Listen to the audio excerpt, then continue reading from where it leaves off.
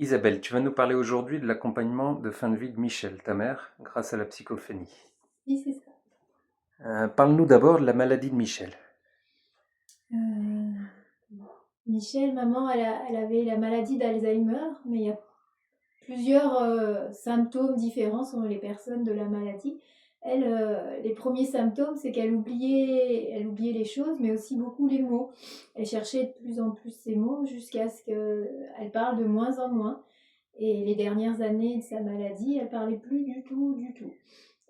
Voilà, elle avait complètement perdu l'usage de la parole. Et alors, c'est quoi le lien avec la psychophénie? Comment tu as entendu parler de la psychophénie? Ben, du coup, c'est vrai qu'on avait du mal à communiquer avec elle, puisqu'elle ne pouvait plus répondre à nos questions. Déjà, elle ne nous reconnaissait plus, mais en plus, ben, elle ne pouvait pas répondre quand on l'interrogeait. Et une fois, lors d'un déjeuner, il y a des personnes qui m'ont parlé d'Anne-Marguerite Vexio, qui est orthophoniste et qui travaillait en particulier avec des enfants autistes, mais aussi différentes sortes de handicaps, et qui avait amené en France cette méthode, la psychophanie, qui venait au départ d'Australie. Et voilà, j'ai cherché près de chez moi s'il y avait une praticienne, j'en ai trouvé une. Je l'ai contactée, elle est venue faire une séance à Michel et puis elle m'a demandé si moi aussi je voulais essayer pour mieux comprendre de quoi il s'agissait. Et voilà, ça m'a beaucoup touchée en fait. Et pour Michel, et aussi sur qu'elle ce qu'elle disait sur moi, en fait, ce qui s'est dit sur moi dans le texte qu'on a écrit, parce qu'en fait, on s'était jamais vu avec cette dame, et en fait, ça me parlait beaucoup, tout ce qui s'écrivait. Donc là, je me suis dit, waouh, il y a quelque chose avec cette méthode-là, qui est vraiment incroyable et belle aussi, parce que voilà, ça m'avait vraiment touchée en plein cœur. Et comment ont réagi tes proches? Et ben lorsqu'on a fait la séance, la première séance avec Martine, avec cette dame-là dont je parle pour maman, mon père était là et il a été très troublé aussi. Alors lui qui est plutôt cartésien, il y a eu des choses qui se sont dites dans le texte qui l'ont quand même troublé. Et puis il m'a très vite encouragée à moi-même me former en me disant Isabelle, je te vois tout à fait faire ça, va te former, comme ça tu pourras communiquer avec Michel et ça va bien nous aider. Donc à la fois étonné, mais en même temps, ouais, il a été vraiment dans l'encouragement. Et, et après ta formation, tout de suite, tu as pu mettre en application, ça a été simple d'accompagner Michel? Ben, en fait, non. Je dois dire que non. Autant ça a été une formation ouais, vraiment que j'ai beaucoup aimée et j'ai fait pas mal de séances avec des personnes valides parce que cette méthode, elle permet aussi d'écrire avec des personnes qui ont la parole. Donc ça a marché bien. Mais par contre, avec maman, je pense qu'il y avait beaucoup d'affectifs au début. Donc je doutais beaucoup. Et puis, c'était une époque où elle déambulait beaucoup. Donc, dans cette méthode, on prend la main de la personne pour écrire avec elle et elle restait pas 2 minutes assise. Elle allait, elle venait. Elle avait ce symptôme qu'on voit des fois à chercher tout le temps la sortie en fait. Donc, elle essayait d'ouvrir toutes les portes.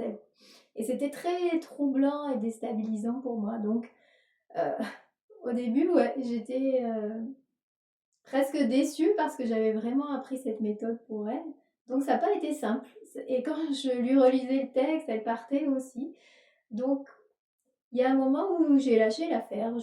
Quand j'allais la voir, ben, j'étais plus en présence avec elle. Et puis j'ai laissé ouvert en fait, en me disant, ben, on verra bien si ça se présente, j'écris. Et puis avec elle, et puis sinon tant pis.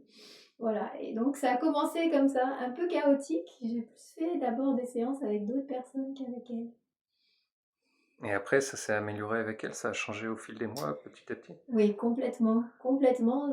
Et finalement, c'est comme si on a évolué, elle et moi, en même temps, je dois dire, que toute cette aventure, ça m'a appris beaucoup parce que bah, elle, petit à petit, elle est passée de cet état où elle semblait vraiment très stressée à un état de plus en plus calme et apaisé. Ce faisant, elle a aussi perdu l'usage de la marche en fait. Donc petit à petit, elle a plus pu marcher.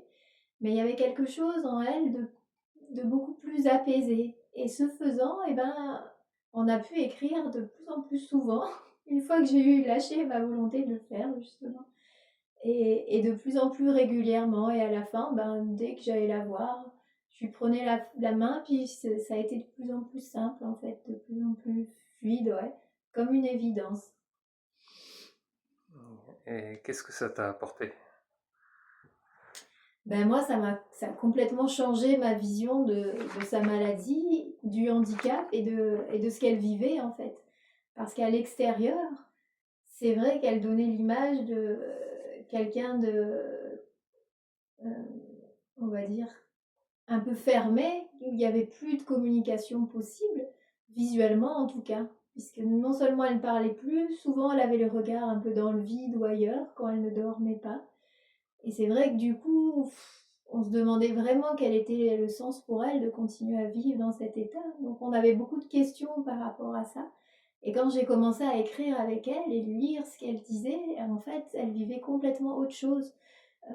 De plus en plus, bien sûr, il y avait des moments où elle disait dans ses textes être perdue, mais aussi beaucoup de moments où elle parlait d'une grande ouverture, d'une grande évolution intérieure qu'elle vivait, d'un grand chemin en fait. Et vraiment, j'ai vu que ce qui se vivait dedans avait rien à voir avec ce qu'on pouvait voir à l'extérieur.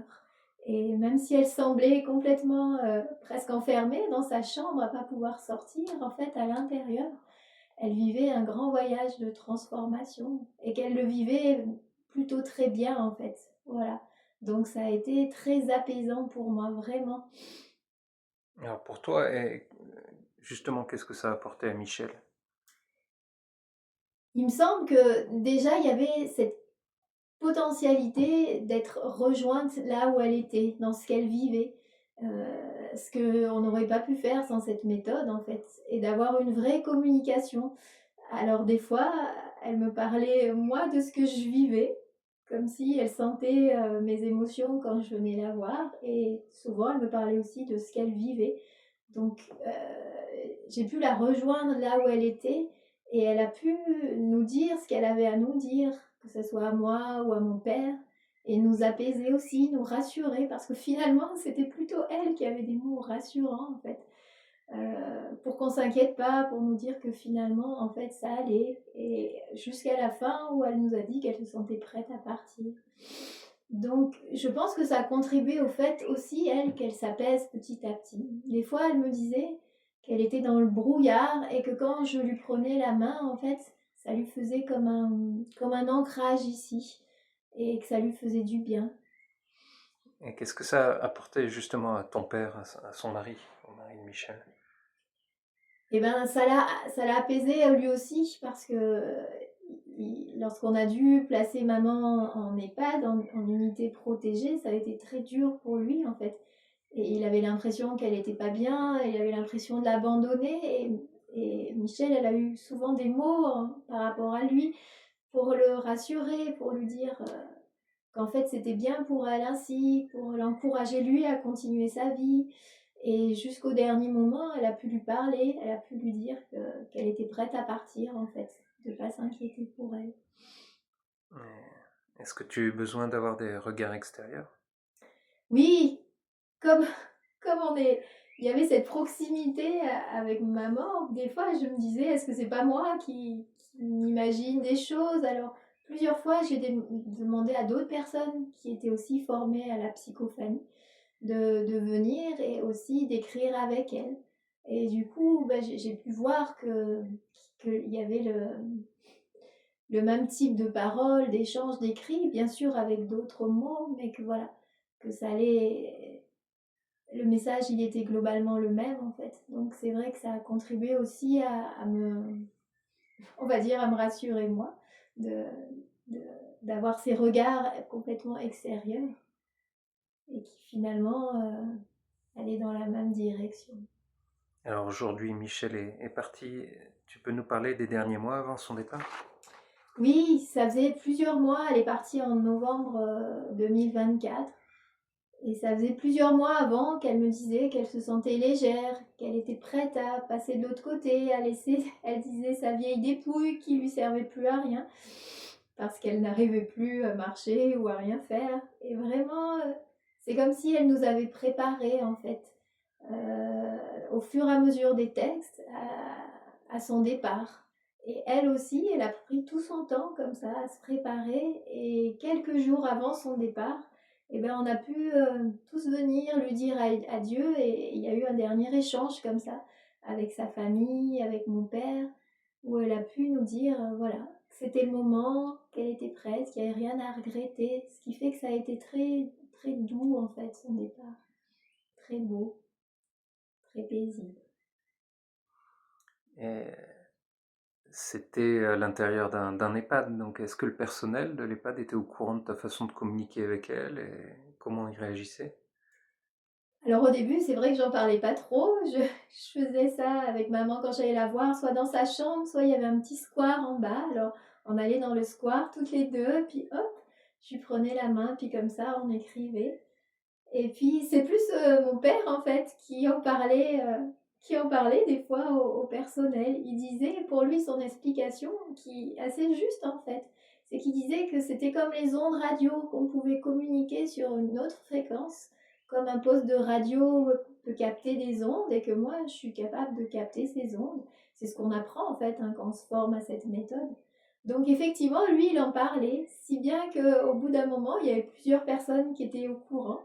Et j'en ai parlé aussi avec la psychologue de l'EHPAD et ça nous a aidé en particulier vraiment en toute fin de vie parce que lorsqu'elle a commencé à plus du tout s'alimenter, c'est vrai que l'infirmière se demandait ce qui pouvait l'aider, ce dont elle avait besoin, si elle avait des douleurs.